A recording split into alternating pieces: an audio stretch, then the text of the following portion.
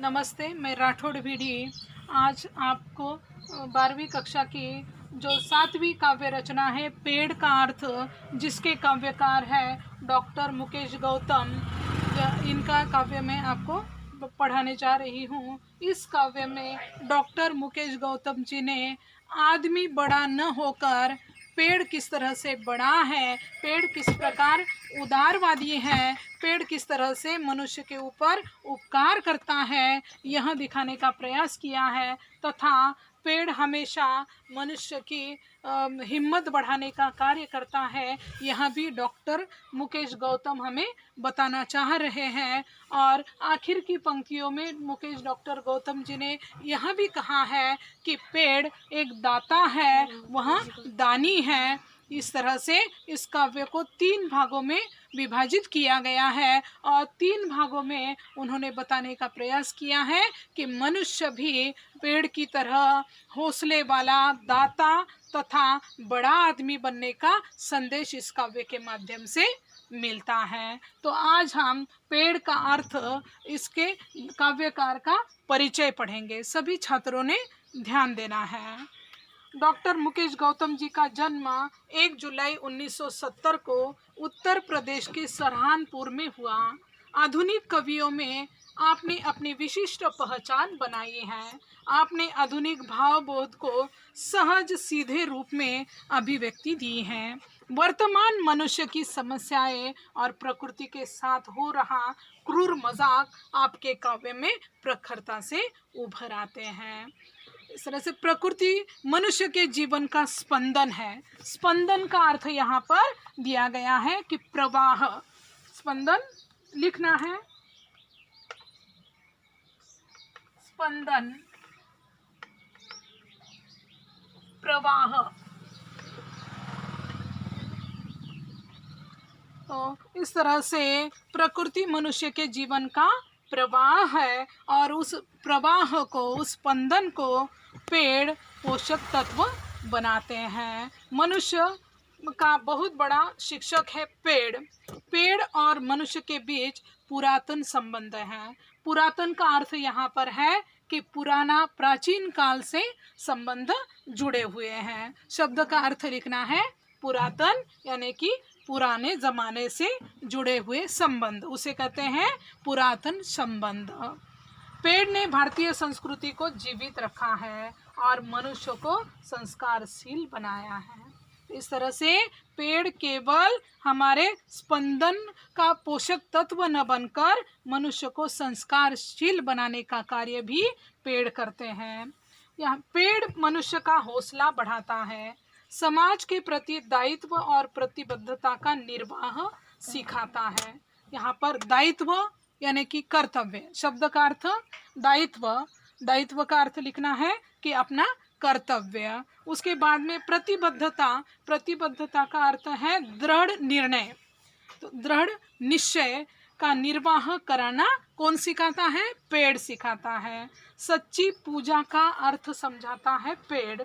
कवि ने मनुष्य जीवन में पेड़ की विभिन्नार्थी भूमिकाओं को स्पष्ट करते हुए उसके होने की आवश्यकता की ओर संकेत किया है। विभिन्नार्थी मतलब विभिन्न तरह अर्थ उसके यहाँ पर समझाने की कोशिश पेड़ के द्वारा डॉक्टर गौतम करते हैं। सब कुछ दूसरों को देकर पेड़ जीवन की सार्थकता को सिद्ध करता है। सार्थकता का अर्थ है, सार्थकता का अर्थ लिखना है कि सच्चाई, जीवन की जो वास्तविकता है वह दूसरों को मदद करने से, दूसरों के काम आने से ही हमारा मनुष्य जीवन या पेड़ अपने आप को सार्थक समझता है। यहाँ काव्य का परिचय हुआ, अपने काव्यकार का भी परिचय हुआ। अब हम आगे आदमी पेड़ नहीं हो सकता, यानी कि 3 विभागों में विभाजित काव्य को, पहले काव्य में हम देख रहे हैं कि आदमी पेड़ नहीं हो सकता है, यह पहला विभाग है। कल अपने कमरे की खिड़की के पास बैठकर जब मैं निहार रहा था एक पेड़ को, तब मैं महसूस कर रहा था पेड़ होने का अर्थ।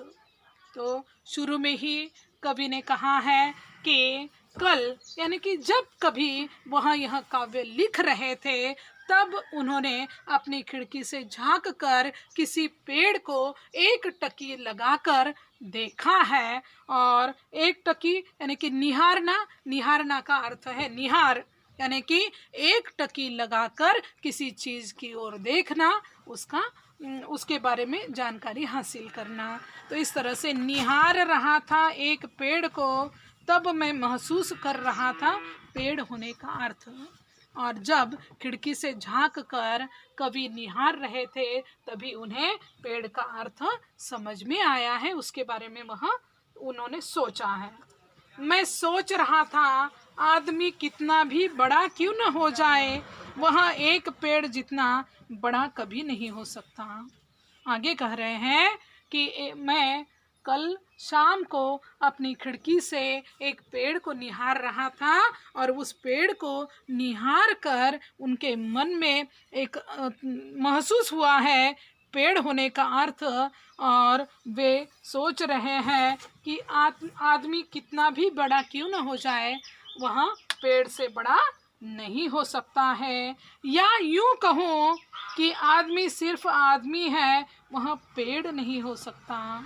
और उस पेड़ की ओर निहार कर कवि के मन में सोच रहे हैं, विचार आए हैं और वह कह रहे हैं कि आदमी चाहे कितना भी बड़ा हो लेकिन वह पेड़ के जितना बड़ा नहीं हो सकता।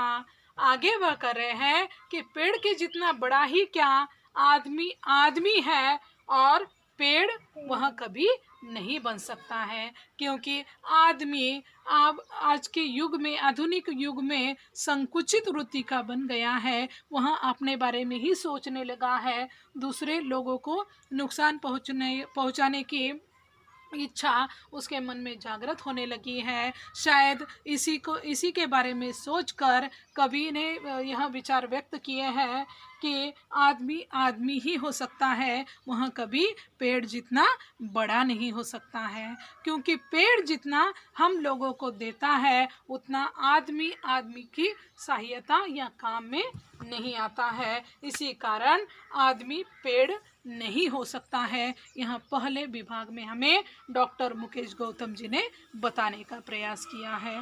आगे हम देखेंगे कि हौसला है पेड़। दूसरा जो भाग है हौसला है पेड़। हौसला यानी कि हिम्मत, हौसला अर्थ लिखना है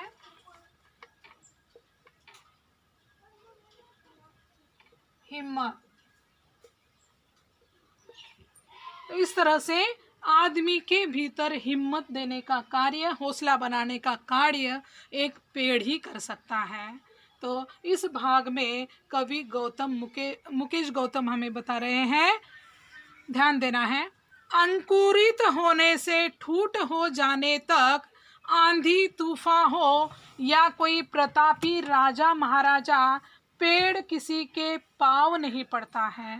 अंकुरित यानी कि कली, जब हम कोई बीज बोते हैं और उसमें से जब अंकुर फूटते हैं तो उसे अखुआ भी कहते हैं या कली भी उसे कहते हैं। तो वह कली होने से, अंकुरित होने से, जन्म से लेकर ठूठ होने तक, ठूठ होने तक मतलब जो पेड़, बड़ा पेड़ है, जमीन से ऊपर वाला जो हिस्सा है और पेड़ पत्तियों से अलग जो पेड़ होता है, सख्त जो होता है, उसे ठूठ कहते हैं।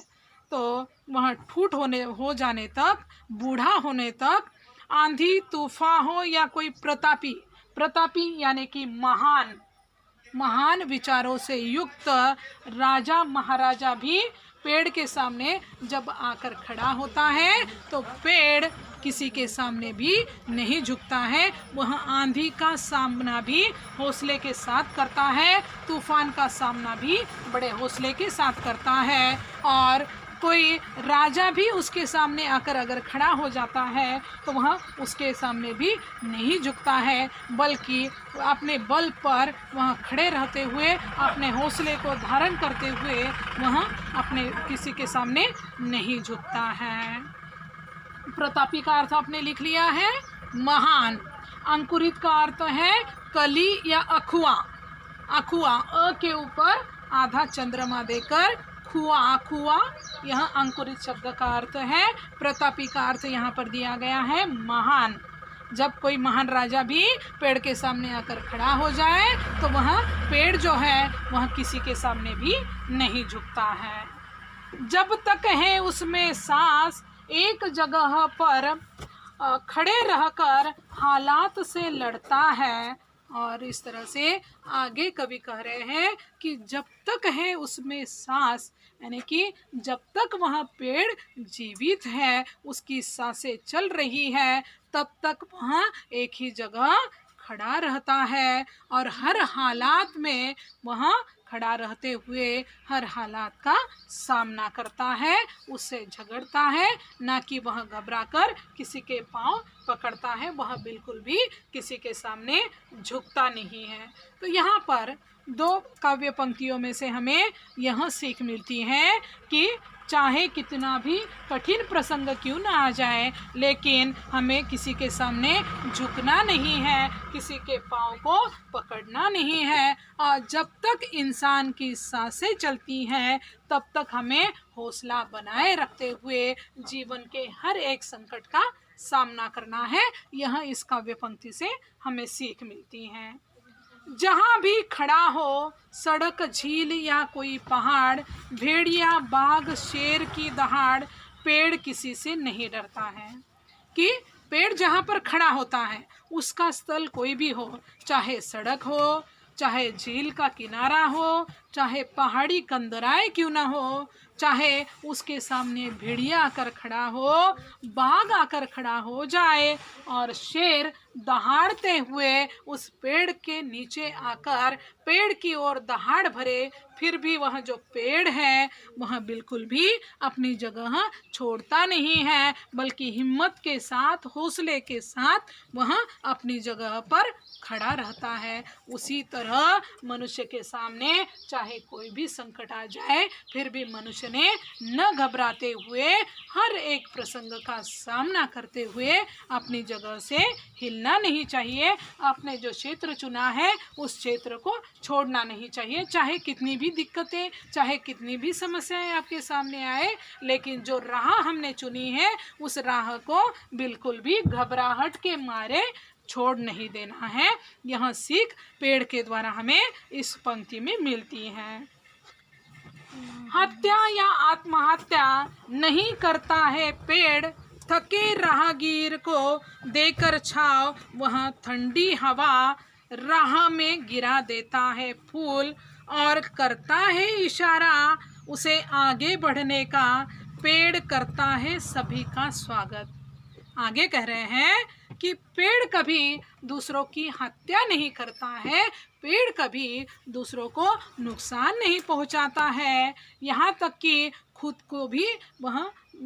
को भी नहीं मिटाता है, मतलब खुद की आत्महत्या करते हुए अपने जीवन को वह समाप्त नहीं करता है, बल्कि वह हमेशा खड़ा रहता है और अपनी छाँव में थके राहगीर को देखकर वह अपनी छाँव में बिठाकर उसे शांति देता है। मानो वह कह रहा हो कि राह में फूल गिराकर वह कह रहा हो कि हे राहगीर, तेरे सामने लंबा रास्ता पड़ा हुआ है, उस रास्ते को तू लांघता चल, इसमें चाहे कितने भी कांटे बिखेरते हुए पड़े हो और कितनी भी समस्याएं खड़ी हो, फिर भी तू आगे ही आगे बढ़ता चल। इस तरह से पेड़ एक राहगीर को, तब धूप में तपते हुए राहगीर को शांति देता है, उसका हौसला बढ़ाता है और उसके रास्ते में फूल गिराते हुए वह उसे आगे बढ़ने का इशारा देता है और पेड़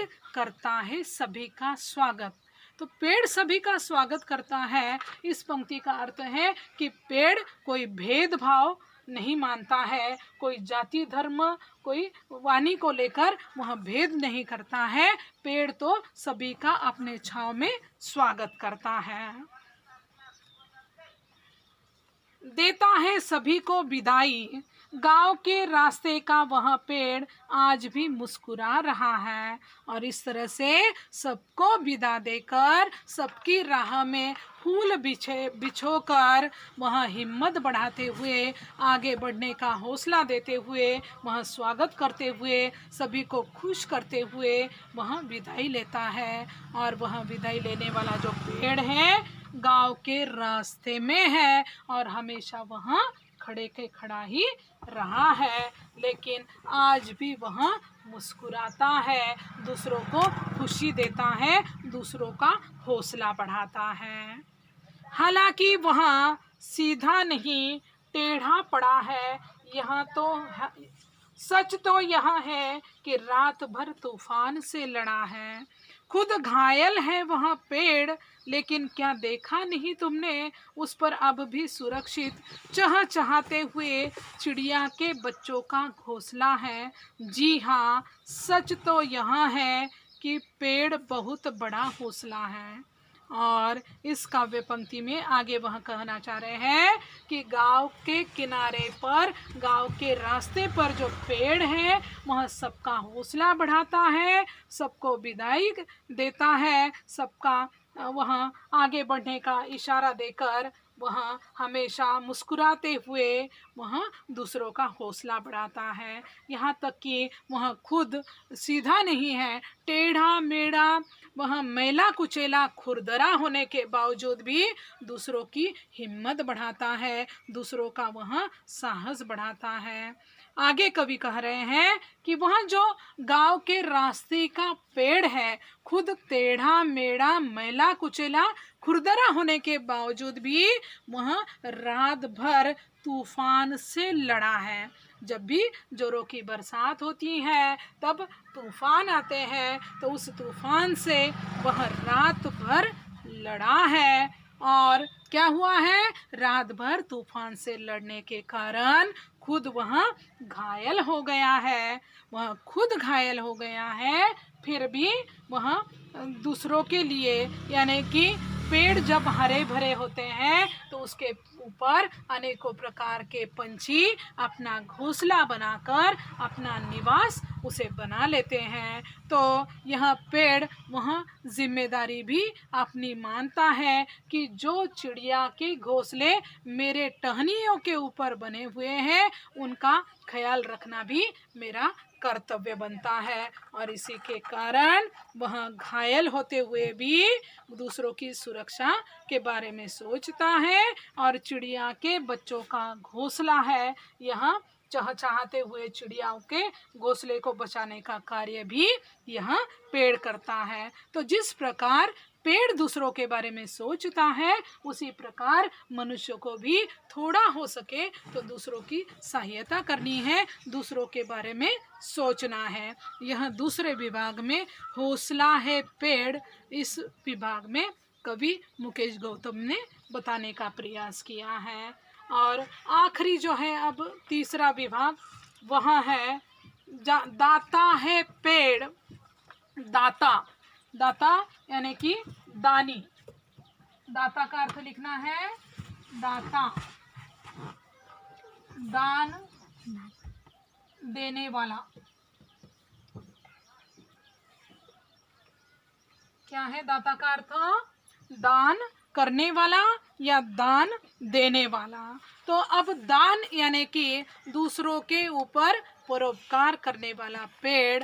तो यहाँ पर दाता है पेड़, इस विभाग में कवि पहले से ही जड़, जड़ यानी कि जो धरती के भीतर पेड़ बनाए रखने के लिए, जकड़े रहने के लिए जो जड़ें होती हैं उसके बारे में बताया है। तना यानी कि मैंने पहले ही बताया है कि जो ज़मीन से ऊपर और टहनियों से नीचे का जो हिस्सा होता है उसे तना कहते हैं। शाखाएं आप जानते हैं, शाखाएं यानी कि टहनियाँ। शब्दों के अर्थ लिखने हैं। जड़ यानी कि मूल, तना यानी कि जो सख्त हिस्सा होता है पेड़ का, ज़मीन के ऊपर से टहनियों के नीचे का जो बीच वाला हिस्सा होता है उसे तना कहते हैं। शाखाएं यानी डालियाँ। पत्ती आप जानते हैं। पुष्प यानी कि फूल, पुष्प का अर्थ यहाँ पर दिया है फूल, और फल और बीज हमारे लिए ही तो है पेड़ की हर एक चीज़। तो इस तरह से जड़, तना, शाखा, पत्ती, पुष्प, फल और बीज, यह जितनी भी चीज़ें पेड़ की होती हैं वह सारी चीज़ें वह हमारे लिए ही होती हैं। और किसी ने उसे पूजा, किसी ने उस पर कुल्हाड़ी चलाई, पर कोई बताए क्या पेड़ ने एक बूंद भी आंसू गिराई। और इस तरह से तन जड़, तना, शाखा, पत्ती, पुष्प, फल और बीज हमारे लिए ही तो है पेड़ की हर एक चीज़, किसी ने उसे पूजा है। तो इस तरह से जब भी जून का महीना आता है उस समय हमारी भारतीय महिलाएं अपने पति की लंबी उम्र के लिए जो बरगद का पेड़, वड़ जिसे मराठी में कहते हैं, वह उसकी पूजा करती है। इस तरह से अपने पेड़, भारतीय संस्कृति में पेड़ों को भी भगवान का स्थान दिया गया है।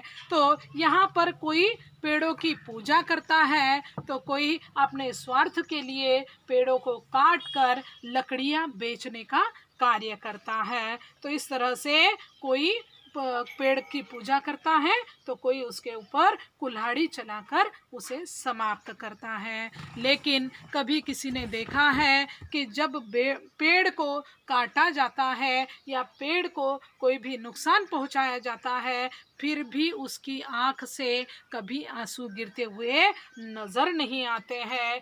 हमारी सांसों के लिए शुद्ध हवा, बीमारी के लिए दवा, शव यात्रा, शगुन या बारात सभी के लिए देता है पुष्पों की सौगात, पुष्पों की सौगात। तो इस तरह से चाहे पेड़ के सामने कोई भी उसे नुकसान पहुंचाने की कोशिश कर रहा हो, फिर भी वह किसी के सामने अपने आंसू, अपनी कमज़ोरी को दिखने नहीं देता है और हौसला बनाकर खड़े रहता है। दान वह करते रहता है और जीवन दान देने के लिए, परोपकार के लिए ही बना है। यह सीख इस काव्य में हमें मिलती है। यहाँ तक कि यहाँ दूसरी सीख, अर्थ दूसरा है कि जीवन में चाहे हमें कोई रुलाने की कोशिश करता रहे, फिर भी मजबूरी से क्यों न हो, लेकिन किसी स्वार्थी व्यक्ति के सामने अपना रोना नहीं रोना है। उसे अपने मन में ही, अपने दिल में ही दबाकर हिम्मत के साथ जीवन का सामना करना है। यह सीख यहाँ पर मिली है। उसके साथ साथ यहाँ पर वह आंसू नहीं गिराता है, अपनी मजबूरी, अपनी समस्या किसी को नहीं दिखाता है। और वह हमारे लिए जो पेड़ है, शुद्ध हवा का निर्माण, शुद्ध हवा देने का कार्य एक पेड़ ही करता है।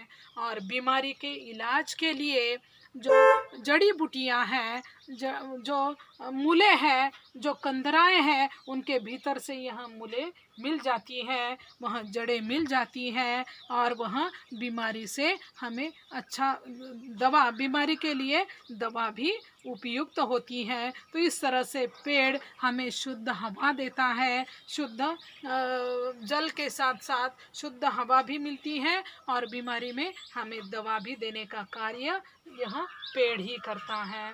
तथा शव यात्रा, शगुन या बारात सभी के लिए देता है पुष्पों की सौगात।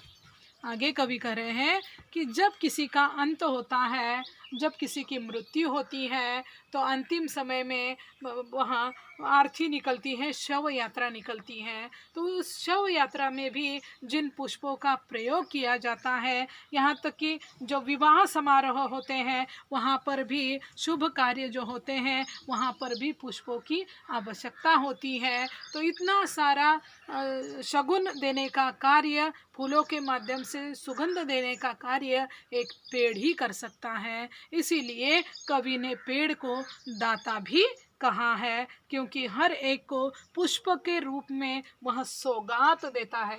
सौगात का अर्थ लिखना है भेंट। क्या लिखना है? सौगात। सौगात का अर्थ है भेंट। तो पेड़ हमें पुष्पों की भेंट देता है। आदिकाल से आज तक, आदिकाल यानी कि कई सालों से, पुराने प्राचीन कालों से आज तक यह पेड़ हमें आनंद सौगात देते हुए ही आया है।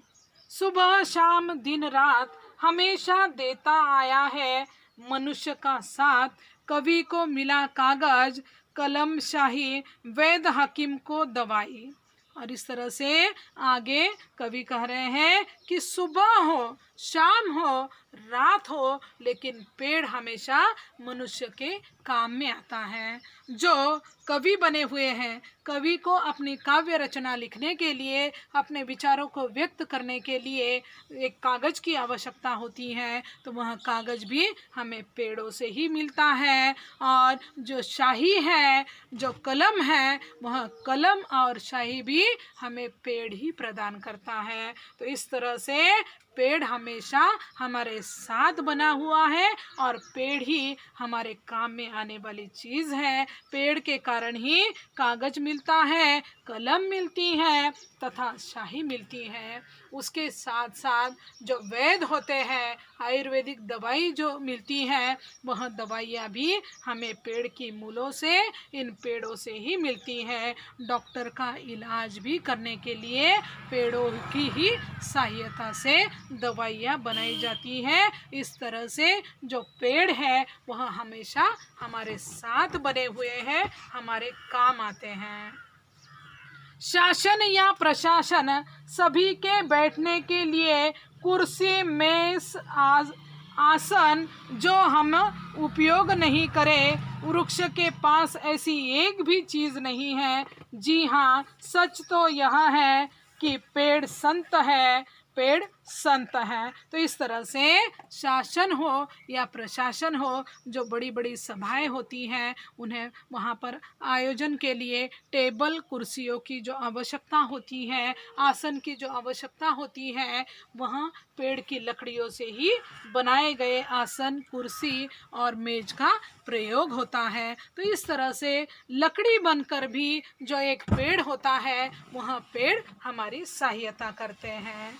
और ऐसी एक भी चीज़ नहीं है, ऐसे एक भी चीज़ नहीं है कि मनुष्य जीवन में लकड़ी या पेड़ का साथ न हो, ऐसी एक भी चीज़ नहीं बनी है। सभी तरफ पेड़ हमारा साथ देता है। यही सच है कि पेड़ एक संत है। संत यानी कि सुविचारों वाला, सद्मार्ग पर चलने वाला। तो इस तरह से पेड़ का अर्थ इस काव्य में डॉक्टर मुकेश गौतम ने जो छोटी छोटी बातें हैं लेकिन काफ़ी महत्वपूर्ण और जीवन में हमेशा हमारे साथ रहने वाली चीज़ें हैं। यहाँ तक कि मनुष्य ने अपना हौसला नहीं खोना है, हर एक समस्या का सामना करना है, हर एक कठिनाई का हल निकालना है, यह बताने का प्रयास किया है। तथा कवि ने यह भी बताया है कि पेड़ जिस तरह से दूसरों को दान देता है, उसी तरह से मनुष्य ने भी हमेशा दूसरों के काम आना चाहिए। परोपकार की भावना हर एक मनुष्य के भीतर होनी चाहिए। यह पेड़ का अर्थ इस काव्य के माध्यम से हमें सीखने को मिलता है। यहाँ पर हम आज रुकेंगे।